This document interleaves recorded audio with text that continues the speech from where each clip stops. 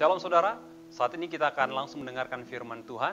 Mari kita berdoa lebih dahulu. Bapa di sorga, terima kasih buat hari ini karena Tuhan masih beri kami kehidupan, kekuatan, kesehatan, damai, sukacita, sejahtera. Tuhan masih berikan kami penyertaan, perlindungan. Tuhan telah memberikan kepada kami kehidupan dan berkat-berkat rohani, jasmani, materi. Meski kondisi belum baik seutuhnya, belum normal seutuhnya, namun kalau kami ada hingga hari ini, kami tahu ada Tuhan yang menolong kami, memberkati kami, mendopang kami, bahkan menyediakan yang kami perlukan. Dan kami percaya situasi akan kembali baik dan akan lebih baik. Karena Tuhan sungguh baik buat kami. Sebentar Tuhan, kami akan mendengarkan firman-Mu. Mari buka hati kami, jamah pikiran kami, jamah roh kami, untuk berkati firman-Mu dalam nama anak-Mu Yesus Kristus. Kami perlu mengucap syukur. Kita yang percaya katakan amin. Saudaraku, pada saat kesempatan hari ini saya akan sampaikan firman Tuhan. Judulnya menarik perhatian Tuhan. Menarik perhatian Tuhan. Setiap benda, baik benda hidup atau benda mati, yang menarik perhatian pastilah memiliki kualifikasi tertentu. Beberapa waktu yang lalu saya coba melihat dan menyaksikan mengenai gelar talenta yang ada di televisi. Baik itu American Got Talent atau British Got Talent. Itu ada banyak pagelaran-pagelaran yang ditampilkan oleh individu-individu. Ada yang tidak menarik, ada yang menarik. Dan ketika bicara mengenai tarik suara, maka saya agak bingung di situ, Bapak Ibu, karena ada orang-orang yang bernyanyi yang menurut pendengaran saya bagus, tapi menurut pendengaran juri tidak bagus. Ada yang menurut pendengaran saya biasa-biasa, tapi menurut juri itu sangat luar biasa. Dan saya percaya juri-juri yang ada di pagelaran kayak American Got Talent atau British Got Talent itu bukanlah juri-juri biasa. Mereka adalah juri-juri luar biasa. Mereka bisa menemukan calon bibit yang talented yang akan bisa dipromosikan dan akan maju dan berkembang. Bapak Ibu, biasanya bagus dan baik dalam pandangan dan perhatian kita sebagai penonton belum tentu bagus dan baik dalam pandangan juri. Itu yang saya perhatikan dalam sistem pagelaran yang terjadi di media televisi saat ini. Demikian juga dengan Tuhan, Bapak Ibu. Ketika Tuhan mengamati manusia, seringkali apa yang dipandang manusia menarik bagus dalam ukuran standar manusia, belum tentu dalam pandangan Tuhan, dalam mata Tuhan menarik. Oleh sebab itu mari kita belajar dari pribadi-pribadi orang-orang yang kualifikasinya sangat sederhana, sangat standar, sangat simpel. Tapi Alkitab katakan Tuhan tertarik bagi mereka. Dan mari kita belajar dari kehidupan kerohanian mereka. Yang pertama, Bapak Ibu, dalam Matius 5 ayat 28 ada ayat mengatakan demikian. Sebab katanya, asal kujamah saja jubahnya, aku akan sembuh. Yang pertama, pribadi yang menarik perhatian Tuhan adalah orang yang memiliki iman yang sungguh pada Tuhan, yang sanggup menolong dia ketika kondisi sangat amat susah atau buruk sekali. Jadi orang yang menarik perhatian Tuhan adalah orang yang memiliki iman yang sungguh pada Tuhan, sanggup menolong dia ketika kondisinya amat sangat buruk sekali. Dikisahkan bahwa ada seorang perempuan yang sudah sakit pendarahan 12 tahun.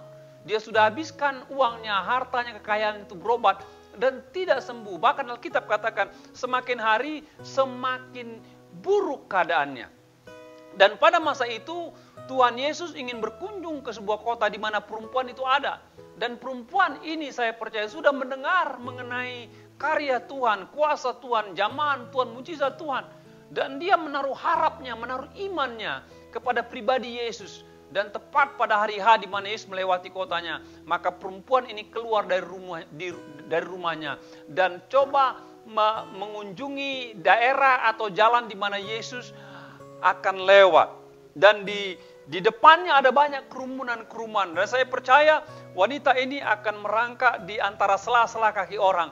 Dan ketika Yesus mulai dekat dengan wanita di mana dia sedang menanti Tuhan Yesus, Alkitab katakan wanita ini mengulurkan tangannya, menjamah jubah Yesus. Dan ayat Markus 5 ayat 28 ada ayat yang menjelaskan bagaimana sikap wanita ini. Ayat ini mengatakan asal kujamah saja jubahnya, aku akan sembuh. Pada waktu ia menjamah jumbai baju Yesus, maka seketika ada kuasa yang keluar dari tubuh Yesus dan yang segera disadari Yesus.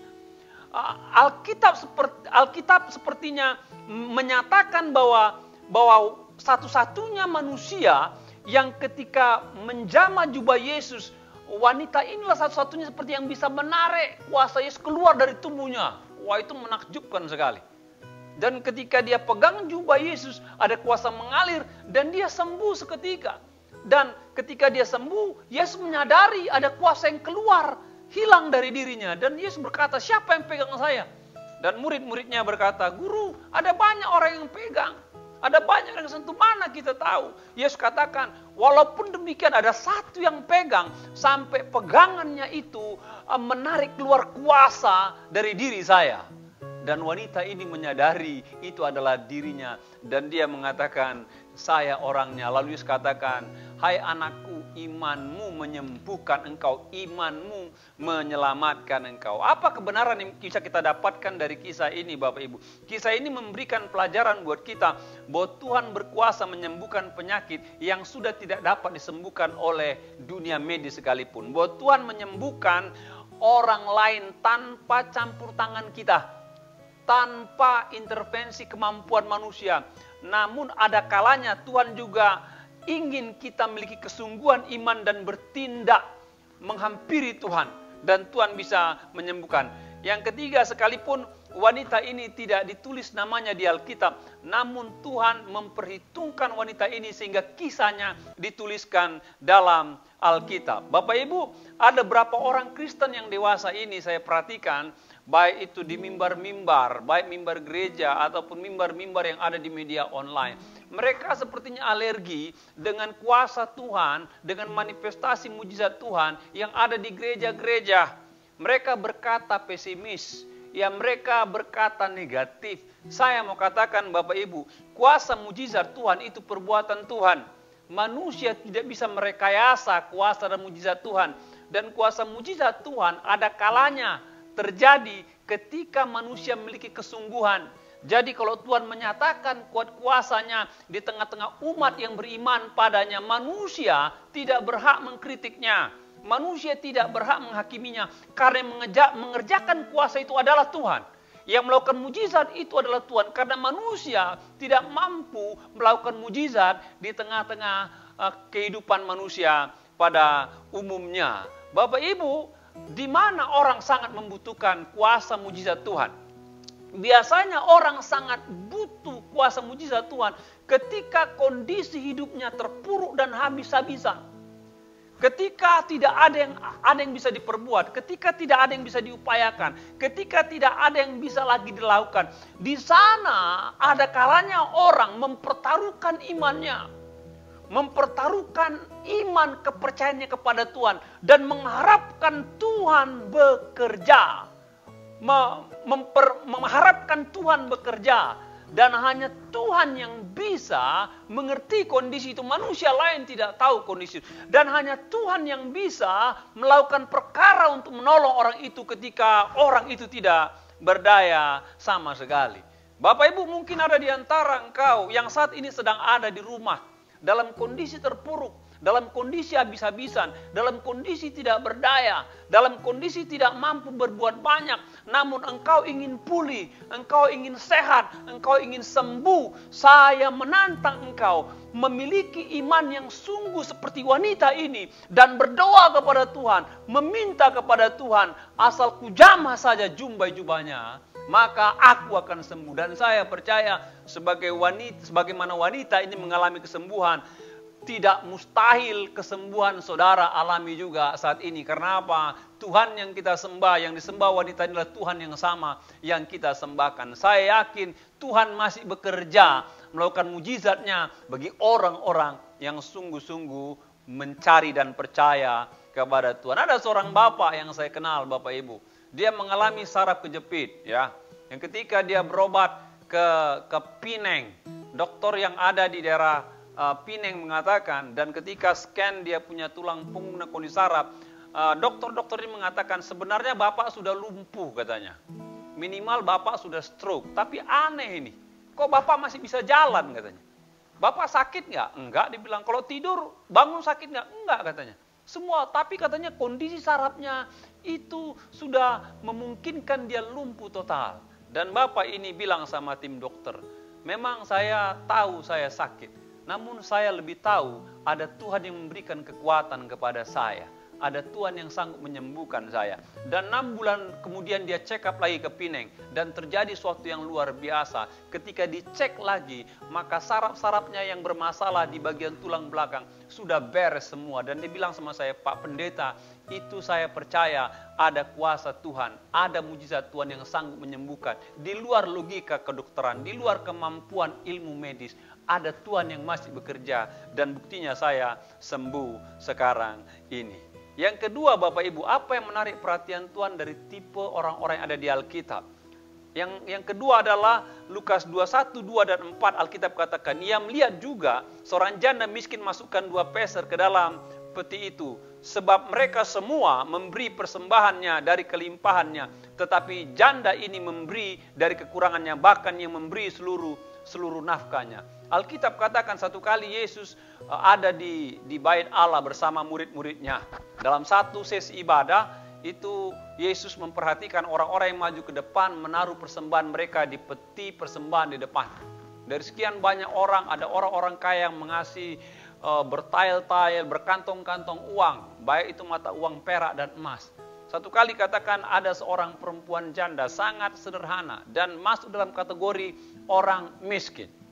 Dan dia masukkan 2 peser uang ke dalam peti persembahan. Dan Tuhan katakan kepada murid-murid, wanita itu memberikan lebih banyak daripada orang-orang yang secara nominal, hitung-hitungan matematika atau hitung-hitungan mata keuangan, mata uang. Wanita ini dikatakan lebih banyak memberi daripada yang lain. Lalu murid-muridnya katakan, mengapa engkau berkata demikian guru? Lalu Tuhan katakan, karena dia memberi dari kekurangannya dia. Dia memberi dari seluruh nafkahnya. Mengapa demikian Bapak Ibu? Ketika wanita ini memberi 2 peser uang, itu adalah uang makannya satu hari. Dan kalau dia beri uang itu, dia nggak punya uang sama sekali. Yang kedua, ketika dia beri uang itu membuktikan atau itu berakibat dia nggak makan untuk 1 hari itu. Jadi ada pertaruhan yang besar. Sebenarnya uang itu berharga buat dia. Sebenarnya uang itu sangat dibutuhkan dia untuk penghidupannya 1 hari. Tapi ketika dia datang pada Tuhan, dia serahkan apa yang berharga, apa yang bernilai, apa yang dibutuhkan oleh ibu ini. Dan dia memberikan. Makanya Tuhan katakan dia memberi lebih banyak dari yang lain. Dia memberi lebih banyak dari yang lain. Bapak Ibu, ketika saya pelajari kata mempersembahkan dalam bahasa Yunani pakai kata prospero. Prospero itu adalah sebuah pemberian yang didasarkan kepada persiapan seseorang mencari yang terbaik dari apa yang ada pada dirinya, pada hidupnya yang dihasilkannya. Dan ketika menemukan yang terbaik dari seluruh apa yang dia punya, dia bawa ini dengan kesungguhan. Dan ketika dia membawanya, dia pertimbangkan lagi kira-kira ini berkenan nggak sama Tuhan, berkenan nggak kepada Allah. Dia harus pastikan bahwa yang terbaik yang dimiliki bukan hanya terbaik yang dimiliki secara kualitas, tapi dia pastikan ini berkenan enggak kepada Tuhan. Sikap seperti itulah yang menyatakan sebuah persembahan atau bentuk persembahan kepada Tuhan. Jadi Bapak Ibu yang kasih di dalam Tuhan, ketika engkau datang kepada Tuhan, engkau memberi kepada Tuhan, mempersembahkan sesuatu kepada Tuhan, pastikanlah persembahanmu itu menarik perhatian Tuhan. Kalau saya katakan pastikan persembahan menarik perhatian Tuhan, bukan berarti persembahan itu bilangan besar. Coba lihat dirimu, karena kita berbeda satu sama lainnya. Kita punya kemampuan yang berbeda. Namun dalam kemampuan berbeda, kemampuan saudara masing-masing, pastikan berdasarkan kemampuanmu itu engkau pilih yang terbaik dari apa yang ada pada dirimu. Dan kau berikan kepada Tuhan. Maka itu akan menarik perhatian Tuhan. Jadi saya pelajari Bapak Ibu, setiap persembahan yang kau beri kepada Tuhan, itu menarik perhatian Tuhan. Ada seorang pakar dari Inggris namanya C.S. Lewis, dikatakan persembahan yang menarik perhatian Tuhan adalah sebuah persembahan yang kita berikan, dan persembahan itu membuat kita menimbulkan efek kurang dalam diri kita. Jadi kalau kita beri, ada yang kurang dari diri kita, ada yang kurang dari milik kita. Sebenarnya kita membutuhkannya, sebenarnya kita mengingininya, sebenarnya kita ingin memegangnya. Namun kalau kita bisa lepas itu dan ada rasa kurang, ada rasa hilang, katanya itu persembahan berkualitas. Itu persembahan berkualitas. Ada berapa banyak orang yang memberikan persembahan, Bapak Ibu asal-asal beri persembahan.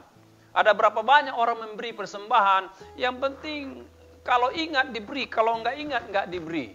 Bapak Ibu, engkau jadikan pribadimu sebagai pribadi yang menarik perhatian Tuhan. Setiap kali engkau ibadah, setiap kali engkau memberi kepada Tuhan, dalam berbagai bentuk, entah di gereja, entah di masyarakat, atau di mana saja, pastikanlah pemberianmu itu yang terbaik kepada Tuhan. Ada seorang pendeta di Korea, dan dia mengundang jemaatnya untuk mengumpulkan dana, karena mereka akan bangun gereja. Ketika dia tantang jemaatnya, nggak ada yang bergerak, sampai ada seorang ibu janda, dia memiliki sebuah bokor untuk makan.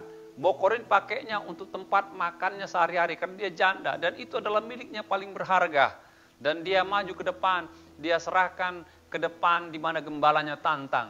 Namun gembalanya nggak tega, dikatakan itu kan milik ibu satu-satunya. Ibu bawa aja pulang. Dia bilang tidak, ini milik saya paling berharga. Saya ingin beri untuk Tuhan. Dan saya mau gereja kita punya gedung yang terbaik. Dan saya serahkan kepada Tuhan. Terserah Pak Gembala diapakan. Lalu Bapak Ibu apa yang terjadi? Dengan persembahan bokor yang satu-satunya milik janda ini, maka diadakan lelang dan terkumpullah dana yang cukup. Berkat persembahan sebuah bokor tempat makan seorang janda, maka gembala sidang ini bisa membangunnya. Perhatikan Bapak Ibu, persembahan terbaik bukanlah beradu yang terbanyak, tapi lihat diri saudara, kira-kira ini yang terbaik apa yang saya bisa beri apa tidak. Dan pastikan itu, maka saya percaya engkau menarik perhatian Tuhan. Yang ketiga, dalam Lukas 1:26-28 dikatakan demikian. Dalam bulan yang ke-6, Allah menyuruh malaikat Gabriel pergi ke sebuah kota di Galilea bernama Nazaret. Kata malaikat itu, ketika malaikat itu masuk ke rumah Maria, ia berkata, "Salam hai engkau yang dikaruniai Tuhan, Tuhan menyertai engkau." Kata Maria, "Sesungguhnya aku ini adalah hamba Tuhan, jadilah kepadaku menurut perkataan." Lalu malaikat itu meninggalkan dia. Bapak Ibu yang kekasih dalam Tuhan, kalau kita lihat yang pertama pribadi yang menarik perhatian Tuhan itu spektakuler ya. Ada wanita sakit pendarahan, dia menghampiri Tuhan, memegang jubahnya dan terjadi mujizat. Terjadi mujizat, itu spektakuler, menarik perhatian Tuhan. Yang kedua, ada peristiwa suatu event atau sebuah ibadah di bait Allah, di mana banyak orang tak kebaktian, ada Yesus di sana, ada murid-murid di sana, lalu ada seorang wanita memberikan 2 peser, dan Tuhan bicara sama murid-muridnya, memberikan apresiasi kepada janda ini. Itu luar biasa, karena apa? Tuhan yang beri apresiasi. Kalau kita diberi apresiasi kepada atasan kita senang, diberi apresiasi oleh orang besar kita senang. Wanita ini yang apresiasi Tuhan Yesus sendiri. Itu adalah suatu kebanggaan Bapak Ibu, walaupun wanita ini mungkin nggak dengar saat itu. Beda dengan yang kasus ketiga dikatakan. Ada seorang wanita, ya, wanita muda bernama Maria.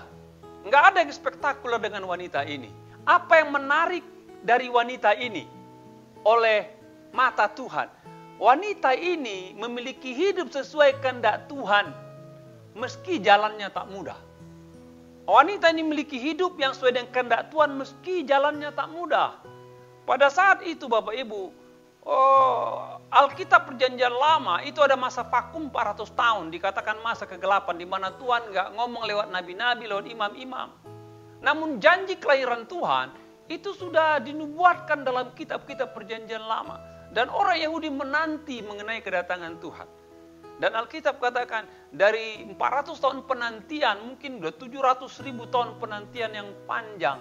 Alkitab katakan Tuhan menyuruh seorang malaikat menghampiri seorang wanita muda bernama Maria. Dengan kata lain, wanita ini menarik perhatian Tuhan karena lewat rahimnya akan dititipkan putra Allah yang lahir dari karya Roh Kudus, kata Alkitab. Mari kita lihat apa yang menarik dari kehidupan Maria. Enggak ada yang spektakuler, dia wanita biasa. Ya, dia wanita bersahaja.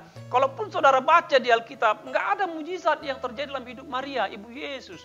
Yang saya baca, waktu mereka pergi ke Yerusalem, Yesus hilang, lalu mereka cari Yesus. Lalu Maria katakan, "Hai anakku, kami sudah cari, kau bikin repot." Lalu Yesus katakan, "Ya aku harus tinggal di rumah Bapakku," dan itu disimpannya dalam pikiran. Itu yang saya tahu, cerita Maria. Yang kedua, ketika terjadi pesta, Yesus diundang Maria ke pesta itu dan katakan kepada Yesus bahwa anggur sudah habis. Lalu Yesus katakan, apa yang kau minta daripadaku, Ibu, karena waktuku belum tiba. Cuma 2 spot nanti, terakhir kali nanti mungkin waktu Yesus mati, di mana Maria melihat putranya dipukul, disesam, mikul salib. Ada derita yang luar biasa yang dialami Maria melihat putranya. Spot-spot penggalan-penggalannya enggak ada yang dahsyat, Bapak Ibu.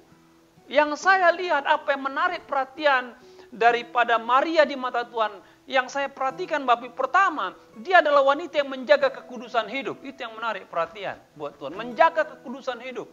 Makanya dikatakan dia seorang perempuan muda dan dia seorang perawan. Dan kepada dialah dititipkan putra tunggal Allah bernama Yesus dari sorga lewat karya kudus, nanti lahir lewat kandungan Maria. Dia menjaga hidup kudus, dia menjaga hidup benar, dia menjaga moralitasnya sedemikian rupa. Dewasa ini, Bapak Ibu, bicara mengenai kekudusan, kesucian bukanlah suatu yang populer.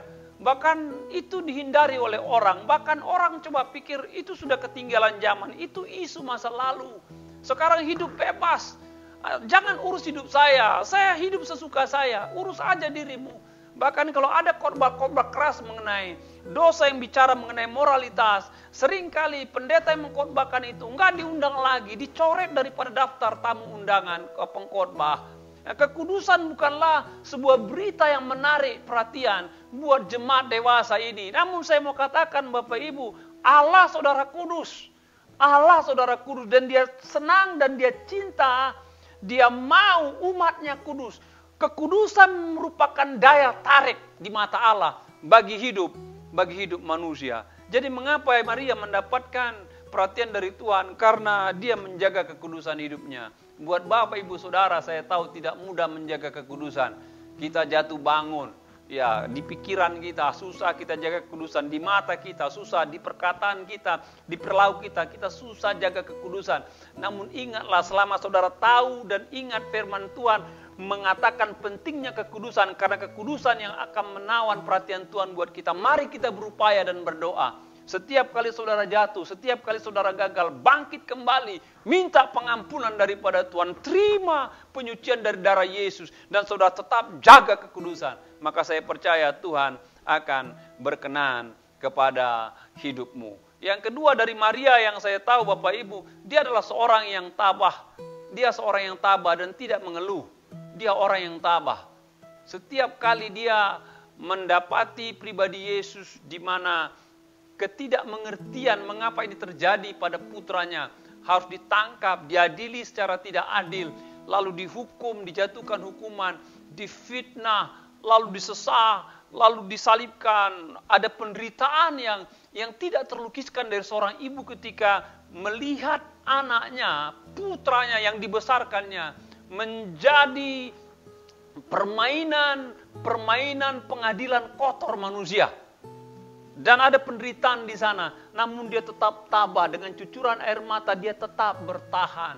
Yang ketiga yang saya lihat, Maria adalah orang yang setia menjalankan tanggung jawabnya sehari-hari. Alkitab katakan dia membesarkan Yesus, walaupun Alkitab tidak mencatat mengenai bagaimana upayanya. Sebagaimana seorang ibu membesarkan seorang anak. Dari kecil, dari lahir, umur 12 tahun, sampai remaja, pemuda, sampai nanti 30 tahun melayani. Saya percaya kalau Yesus bisa bertumbuh, ada seorang ibu yang setia, yang tekun melakukan tugasnya, membesarkan seorang anak. Dan itu diperhitungkan Tuhan.